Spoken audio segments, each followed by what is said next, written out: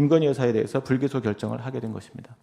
그리고 이 사건은 국민적 관심이 매우 큰 사건이었기 때문에 국민적 의혹을 해소하기 위해 수사팀은 이 수사 결과를 정리하여 언론에 약 4시간에 걸쳐 수사 과정과 수사 결과를 상세히 설명하려고 노력하였습니다. 이 사건 수사와 관련된 국회의원들의 질의에 대하여 장시간에 걸쳐 상세히 답변을 드렸습니다. 청구인은 피청구인 등이 이 사건 처분에 있어 결론을 정해놓고 대통령 부인에 대해 봐주기 수사를 하였다며 피청구인 등의 소명을 듣는 절차도 없이 피청구인 등에 대해 정광석화처럼 탄핵소추를 의결하였습니다.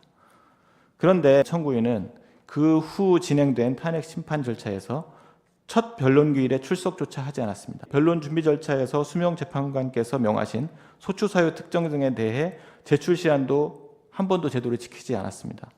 기일에 임박하여 제출한 준비 서면 내용도 최초 탄핵 소추 사유와 대동소이하거나 오히려 더 부실한 내용으로 일관하는 등 피청구인 등에 대해 특정 의도를 가지고 급하게 탄핵 소추만 하였을 뿐 그 이후 절차에서는 무관심과 불성실한 태도로 심판 절차에 임해왔던 것은 재판관님께서도 잘 알고 계시는 주지의 사실입니다.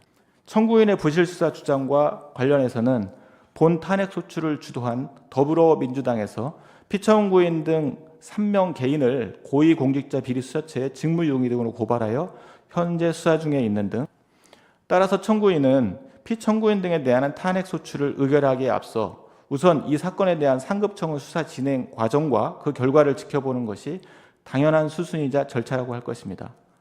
그럼에도 청구인은 피청구인 등의 사건 처리 결과가 마음에 들지 않는다는 이유로 탄핵 소추를 의결하였습니다. 탄핵 소추 의결서 및 청구인 제출한 준비 서면 등의 내용을 면밀히 살펴보아도 피청구인에게 청구인의 주장과 같은 헌법이나 법률 위반 사유가 존재하는지 도무지 납득할 수 없습니다. 특정 정파의 이해관계에 따라 국회의 권한을 남용하여 탄핵 소추권 행사를 남발한다면 공무원으로서는 소신을 가지고 제대로 업무를 처리할 수 없게 되고 업무 처리가 장기간 지체되는 결과를 초래하게 된다는 것은 아주 자명한 이치입니다. 저는 이 사건 수사팀의 한 사람으로서 서울중앙지검에 부임한 이후 전 정부 시절부터 다수의 전임자를 거치면서도 장기간 동안 처리되지 못했던 이 사건에 대해 약 4개월 반 동안 신속하게 필요한 수사를 진행하고 증거와 법리에 따라 결론을 도출하였습니다.